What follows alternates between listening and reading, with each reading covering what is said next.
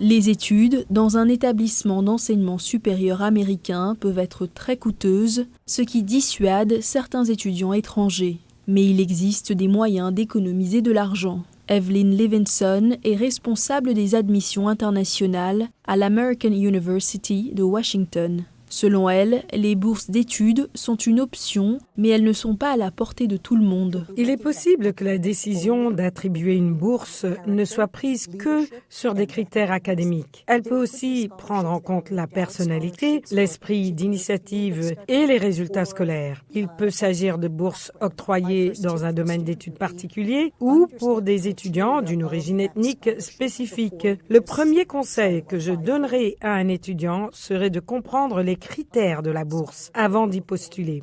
L'étudiante russe Yekaterina Simonova a obtenu une bourse quasi complète pour étudier à l'American University à Washington.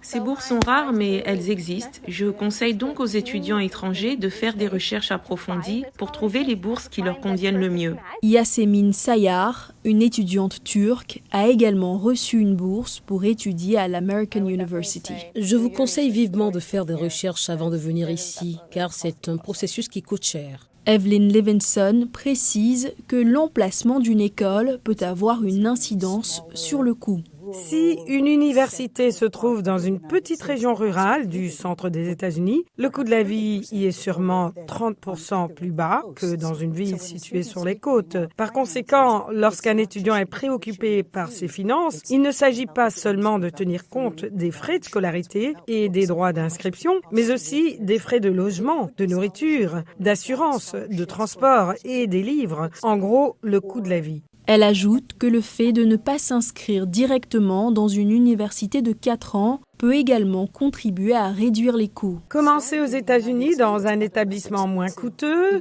cela pourrait être un excellent community college, un établissement offrant un cycle de 2 ans, puis envisager de passer dans votre université idéale pour votre 3e et 4e année, l'université dont vous voulez être diplômé. C'est justement ce que fait l'Iranien Arshia Khosravi Esmaili. Il est étudiant au Montgomery College, un établissement d'enseignement supérieur situé près de Washington. En envoyant ma candidature, je voulais d'abord obtenir mon associate degree, puis passer à une école de 4 ans pour obtenir mon bachelor. Ernest Cartledge supervise l'admission des étudiants étrangers au Montgomery College. Le tarif hors État du Maryland est de $380 par crédit. Dans un établissement de 4 ans, ce montant est probablement 3 fois plus élevé. Par conséquent, un étudiant étranger qui vient ici et qui effectue ses 2 premières années avant d'être transféré arrive à économiser beaucoup d'argent.